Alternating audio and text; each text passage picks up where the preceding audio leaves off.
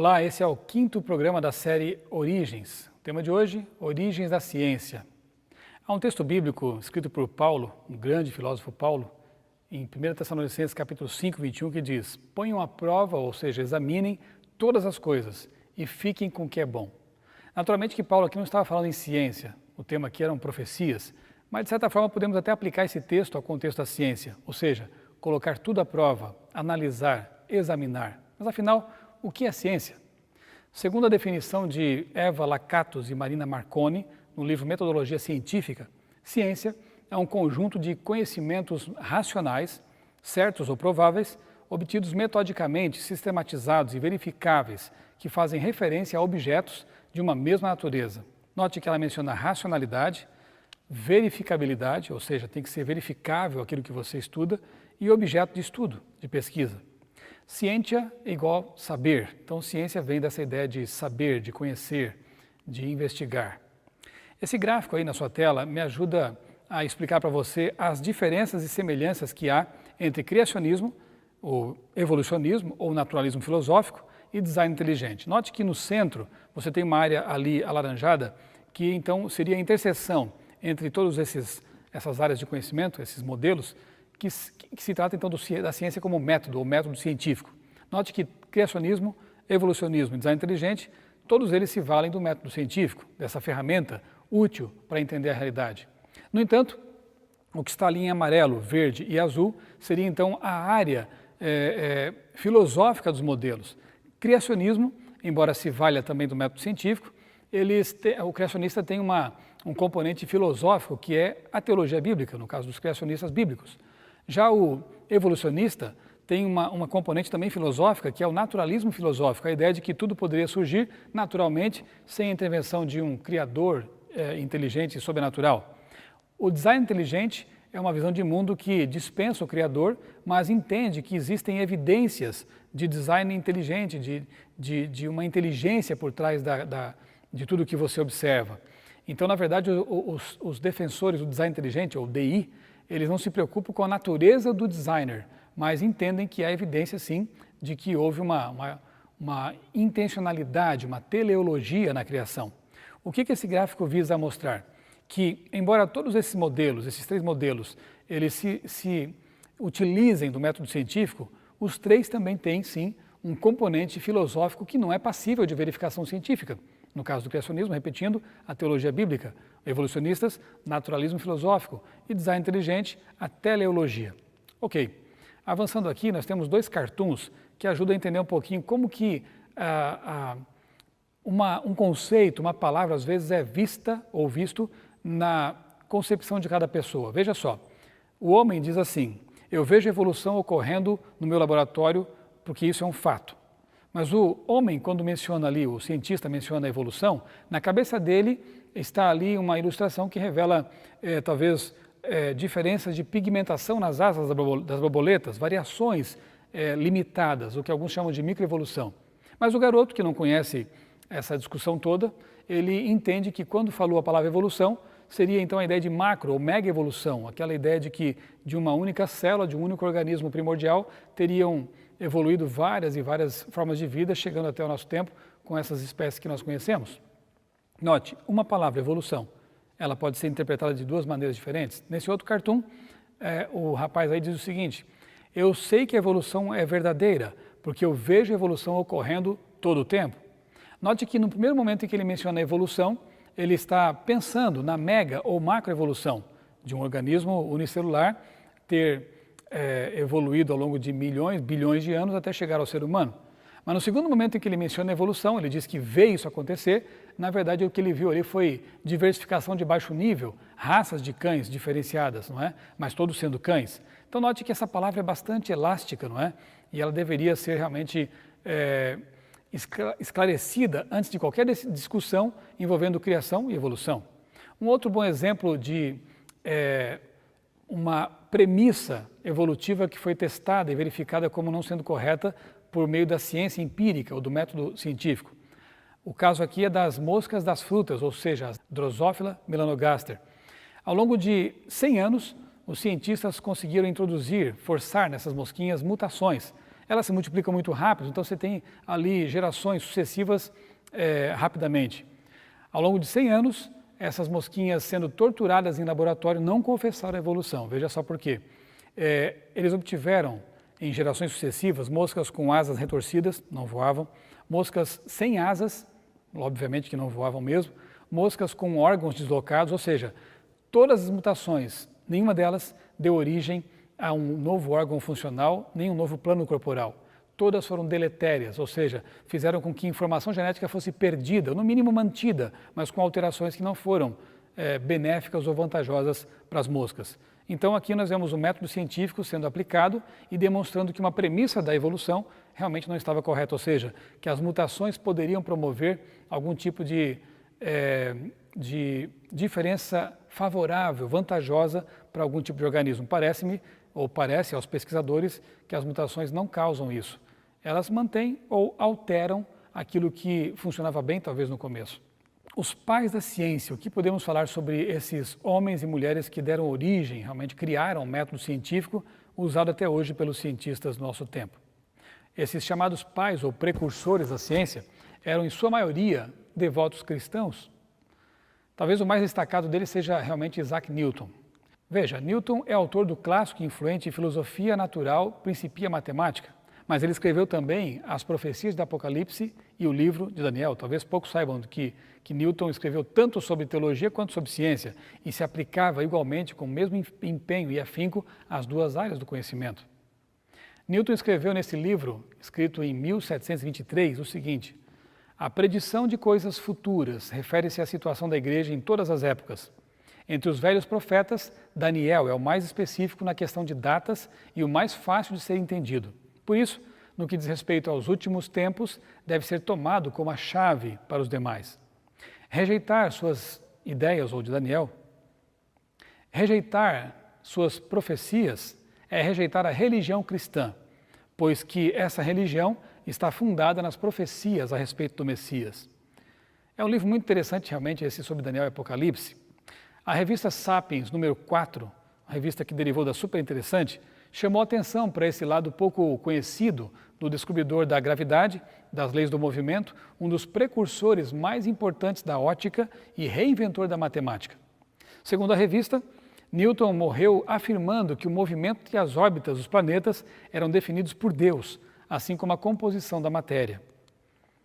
Newton já via incoerência, inclusive num pensamento que seria formulado 100 anos depois, de Charles Darwin.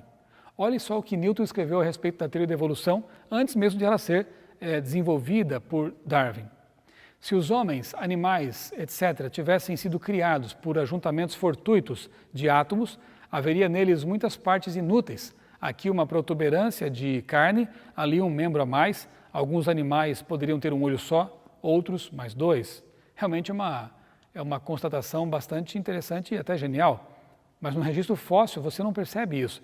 Você vê da base até o topo animais bilateralmente simétricos, sem essas formas aberrantes que deveriam ser esperadas caso houvesse realmente uma evolução ao acaso, caótica, fazendo com que órgãos pudessem surgir aos poucos, se ajustando ao longo do tempo. Nos últimos dias de vida, Newton passou a dedicar mais tempo ao estudo da Bíblia. Em 1727, enquanto os criadores das máquinas a vapor nasciam na Inglaterra, Newton morreu tentando descobrir a data que Deus tinha marcado para o juízo final. Podemos até imaginar que Newton dedicou muitos anos de sua vida estudando várias áreas do conhecimento, mas no fim da vida, já amadurecido, muito sábio, ele se volta mais uma vez para o livro que sempre foi seu alvo de estudos, a Bíblia Sagrada. Teria Newton encontrado ali uma fonte de grande esperança, um livro em que podia confiar mais do que qualquer outra fonte de conhecimento, realmente é algo para se pensar. O Dr. Ariel Roth, no livro A Ciência Descobre Deus, escreveu que a vida de Newton ilustra claramente como a excelência científica e uma firme fé em Deus podem andar de mãos dadas. Sim, ciência, quando corretamente compreendida, e teologia, quando corretamente compreendida, podem se dar as mãos e nos ajudar a enxergar o mundo com duas lentes muito boas e assim podemos dizer com Newton, enxergamos mais longe?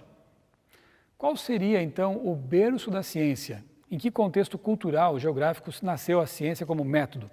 Veja, no livro A Alma da Ciência, Fé Cristã e Filosofia Natural, os autores dizem o seguinte: o tipo de pensamento conhecido hoje em dia como científico, com sua ênfase na experimentação e formulação matemática, surgiu numa cultura específica, a da Europa Ocidental, e em nenhuma outra.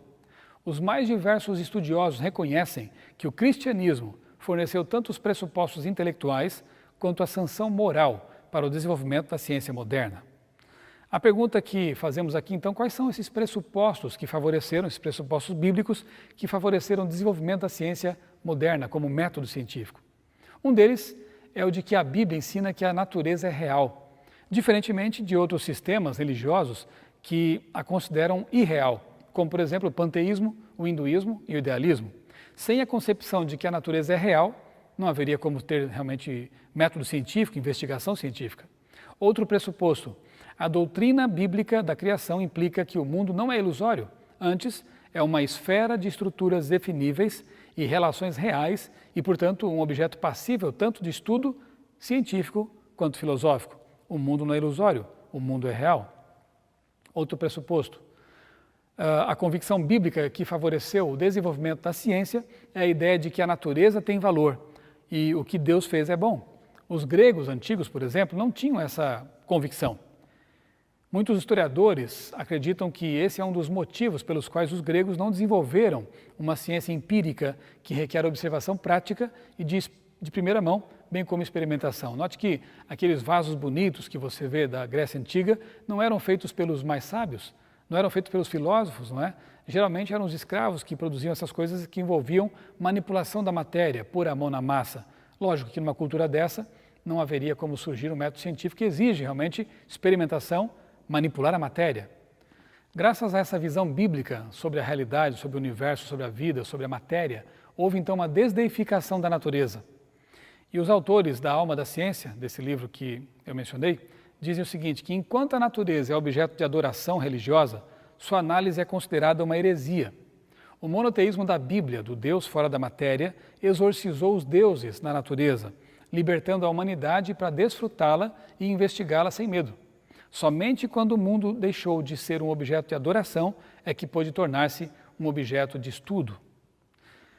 Outra visão bíblica que favoreceu também o surgimento da ciência como método na Europa cristã protestante é a ideia de que o universo funciona sob leis finamente ajustadas. Para que se tornasse objeto de estudo, o mundo deveria ser encarado como um lugar em que os acontecimentos ocorrem de modo confiável e regular, o que, diga-se de passagem, também foi legado do cristianismo. A crença num Deus fidedigno e racional levou assim ao pressuposto de um universo racional e ordenado, e a ciência hoje ainda é mantida por esse pressuposto. Em seu tempo, Newton, numa demonstração de humildade, disse que se ele viu mais longe é porque ele estava apoiado sobre ombros de gigantes. Que gigantes eram esses? E qual era a visão de mundo que eles mantinham? Podemos pensar, por exemplo, em René Descartes, matemático, filósofo do século XIX. Para ele, as leis matemáticas investigadas pela ciência eram legisladas por Deus, da mesma maneira que um rei determina leis para o seu reino. Outro, Van Helmont, que é um dos primeiros químicos da história, ele disse o seguinte: creio que a natureza é o projeto de Deus, por meio do qual uma coisa é aquilo que é, fazendo ou agindo como lhe é ordenado.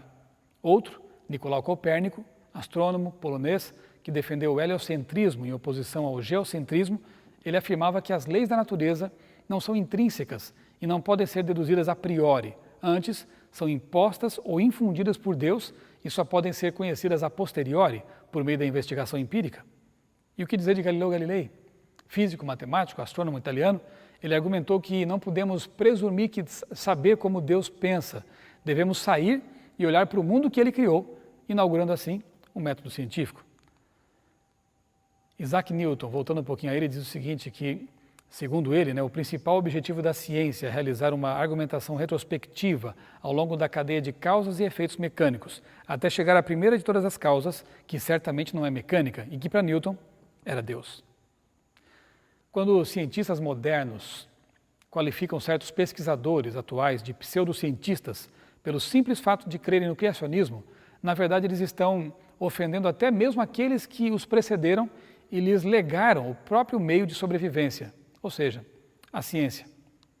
Eu quero concluir então com alguns pensamentos de outro grande cientista do passado, Blaise Pascal, um intelectual francês, físico, matemático, um dos mais notáveis cientistas. Em seus últimos anos de adolescência, ele inventou o primeiro aparelho de calcular, que alguns até chamam de o primeiro computador. Pascal disse que a razão e a ciência não poderiam ajudar uma pessoa a vir a conhecer a Deus. Somente experimentando Cristo, as pessoas podem conhecer Deus. Isso é uma verdade, não é? Eu espero que alguns dos argumentos que eu estou apresentando nessa série façam você refletir um pouco sobre a questão da existência de Deus, da racionalidade da fé. Mas eu não espero que argumentos pura e simplesmente possam levar alguém a esse encontro com Deus. E Pascal também não pensava assim. Na verdade, é preciso ter um encontro com Jesus. E eu quero te convidar a fazer esse encontro, a buscar esse encontro. Por que não dar uma chance para Deus?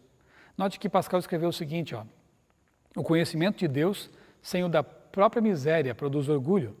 O conhecimento da própria miséria sem o de Deus produz desespero. O conhecimento de Jesus Cristo gera o meio termo, pois nele encontramos Deus e nossa miséria. Nós nunca creremos com uma fé inquestionável e vigorosa, a menos que Deus toque nosso coração. E ele escreveu aquela frase clássica que diz, o coração tem razões que a razão não conhece.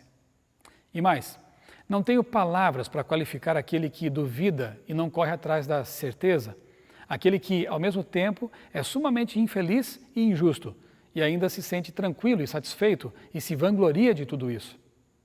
É preciso saber duvidar quando necessário, afirmar quando necessário e submeter-se quando necessário. Quem não faz assim, não entende a força da razão. E foi Pascal quem propôs aquela célebre aposta, a aposta de Pascal, em que ele diz que o crente e o ateu têm 50% de chance de estarem certos, o que é uma verdade. Não podemos provar matematicamente, cientificamente, que Deus existe, nem tampouco que ele não exista. Mas acontece o seguinte, se o que o crente diz e crê estiver certo, ele se preparou para um encontro com o Criador, para uma vida eterna. Se o que ele diz não for verdade, ele estiver enganado, sinceramente enganado, ele viveu, teve sua família talvez ou não, enfim, até teve talvez mais saúde e mais tranquilidade por ter conceitos cristãos que regeram a vida dele. Mas se ele morreu e tudo isso foi um sonho, o que ele perdeu? Nada. Agora pense num descrente, num incrédulo, aquele que apostou suas fichas no não, na descrença, na não existência de Deus. Ele vive, ele tem família ou não, enfim. Se ele morreu e estiver certo, não perdeu nada. Mas, se esse descrente chegar ao fim da vida e aquilo que ele descreu for verdade, ele perdeu tudo. E Pascal diz, se você ganhar, você ganha tudo. Se você perder, você não perde nada. Não hesite, então, aposte em sua, de Deus, existência. Claro que nossa crença, assim como a de Pascal, não se baseia em percentuais, numa aposta. Nós baseamos nossa crença numa relação real, numa experiência real com Deus. E é justamente isso que eu convido você a fazer. Mais uma vez eu repito aqui, dê uma chance para Deus. Quem sabe você aí no seu quarto agora, no seu ambiente de trabalho, não sei onde você está agora, mas por que não fazer uma oração silenciosa pedindo que Deus se revele a você, assim como ele se revelou aos primeiros cientistas, assim como se revelou a Isaac Newton, Blaise Pascal e tantos outros. Deus existe, ele tem um plano para você. Basta que você abra sua mente e dê uma chance para esse Deus. Um abraço e até o nosso último programa, Origens.